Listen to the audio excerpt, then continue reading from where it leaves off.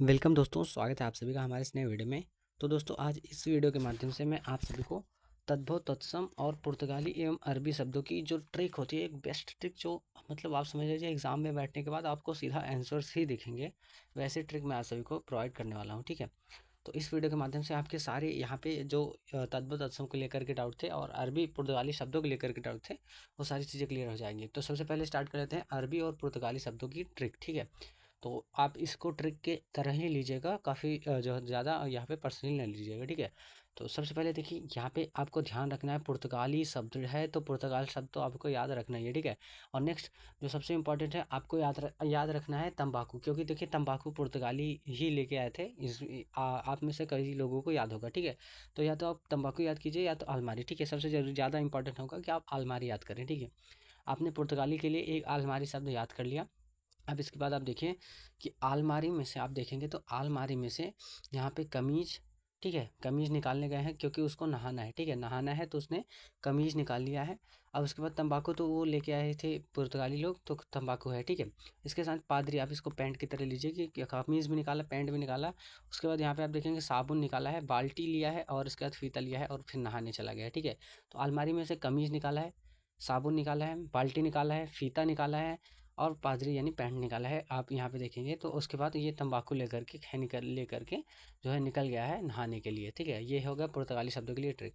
बहुत ज़्यादा समय नहीं लूँगा और सारी चीज़ें क्लियर भी हो जाएंगी। ठीक है, चलिए नेक्स्ट अब अरब की बात कर लेते हैं, अरबी शब्दों की। तो अरबी शब्दों में बात करें तो देखिए एक अरब से आदमी आया था और वो तो अपने देश में यानी कि अरब देश में, वो समझ लीजिए उस समय में उसने 1 अरब रुपए लेके आए थे। ठीक है, अरब देश से 1 अरब रुपए लेके आए थे, लेकिन जब इंडिया में आया तो उसका देखा कि 1 अरब रुपए बहुत कम रुपए के बराबर हो गया। ठीक है, बहुत सस्ता हो गया उसका रुपये।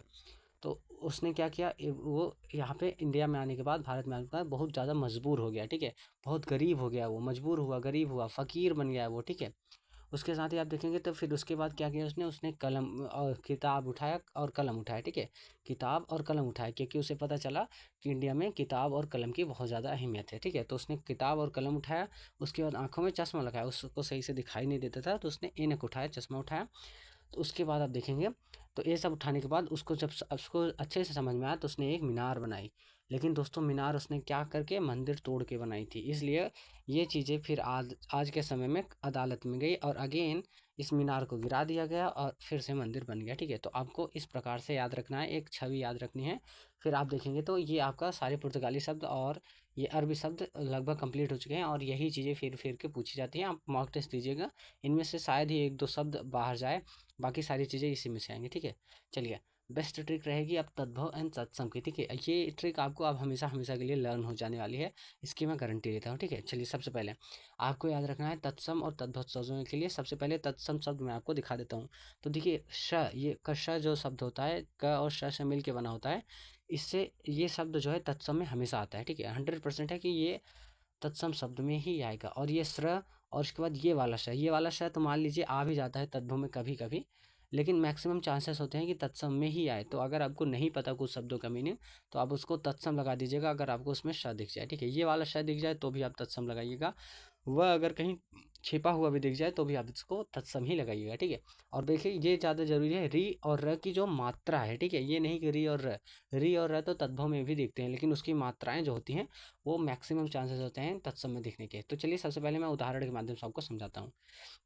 तो ये कुछ तत्सम शब्द ले लिया है मैंने। देखिए अब यहाँ पे र की मात्रा ऊपर आ गई है। ठीक है, अब यहाँ पे देखिए अश्रु, श्र आ गया है यहाँ पे, निद्रा में यहाँ पे र की मात्रा आ गई है, अर्ध में र की मात्रा आ गई है, देख लीजिए, अक्षी में ये छ आ चुका है। ठीक है, शुष्क, ये सब तत्सम शब्द हैं। ठीक है, शुष्क में यहाँ पे श आ चुका है, धैर्य में देखेंगे तो र यहाँ पे आ चुका है, धैर्य में र आ चुका है, जीवा में देखेंगे तो व आ चुका है। ठीक है, और भी दिखा देता हूँ, ओष्ठ में देखेंगे तो ये श आ चुका है, आम्र में देखेंगे तो र आ चुका है, पौत्र में देखेंगे तो र आ चुका है, ग्राम में देखेंगे र आ चुका है, उष्ट्र में र आ चुका है, काष्ठ में देखेंगे तो श आ चुका है, कर्पूर में र आ चुका है, इक्षु में श आ चुका है।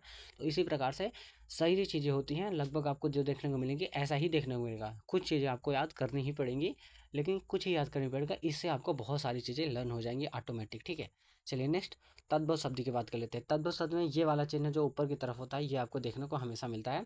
उसके साथ ही ये वाला स देखने को मिलता है, वो वाला शाह जो है वो बहुत कम देखने को मिलता है, जो मैंने तत्सम में बताया। ठीक है, उसके साथ ही आपको ब देखने को मिलेगा, ख देखने को मिलेगा और जो छ होता है ऐसे करके वो भी आपको देखने को मिलेगा। तो चलिए उदाहरण के माध्यम से समझ लेते हैं, तब आपको समझ में आएगा। तो आंसू देखिए, आंसू में ऊपर आपको दिख गया, आसरा में ये स दिख गया, ठीक है। आँख में ख दिख गया ना दोस्तों, और ये भी दिख गया। ईख में देखेंगे तो ख दिख गया, गेहूं में देखेंगे तो ऊपर मात्रा दिख गई, ऊँट में देखेंगे ऊपर मात्रा दिख गई, साकल में देखेंगे तो यहाँ पे ऊपर मात्रा दिख गई, नीचे देखेंगे दुबला में तो ब दिख गया, ठीक है। ब ये तद्भव शब्द है, ठीक है। बीट में देखेंगे ब दिख गया, दुबला जो है तद्भव शब्द है। सीख में देखेंगे तो आपको ख दिख गया है और स भी दिखा है, तो ये वही शब्द है। कुआं में देखेंगे तो ये ऊपर वाली मात्रा देखेंगे। खेत में देखेंगे तो ख देखेंगे, ख मैंने बता चुका हूँ आपको। पूस में देखेंगे तो स यहाँ पे आ चुका है। चांद में देखेंगे अगर आप तो ऊपर यहाँ पे मात्रा है। ससुर में देखेंगे तो स की मात्रा है, ठीक है। और स की मात्रा मतलब स है यहाँ पे। और साग में देखेंगे तो स है यहाँ पे। पंख में देखेंगे तो ये आपका ये है, ठीक है, ख है। तो आप ये समझ चुके होंगे कि लगभग यही चीज़ें होती हैं तद्भव तत्सम, और ये सारी चीज़ें मैंने बेस्ट तरीके से आपको बताया। ऐसा शायद ही आपको किसी वीडियो में देखने को मिलेगा, और आपको शायद मैं पूरा समझा पाया हूँ, ठीक है। तो उम्मीद है दोस्तों वीडियो पसंद आएगी। अगर वीडियो पसंद आए तो चैनल को सब्सक्राइब, वीडियो को लाइक जरूर कीजिएगा। मिलते हैं नेक्स्ट वीडियो में। Thanks for watching.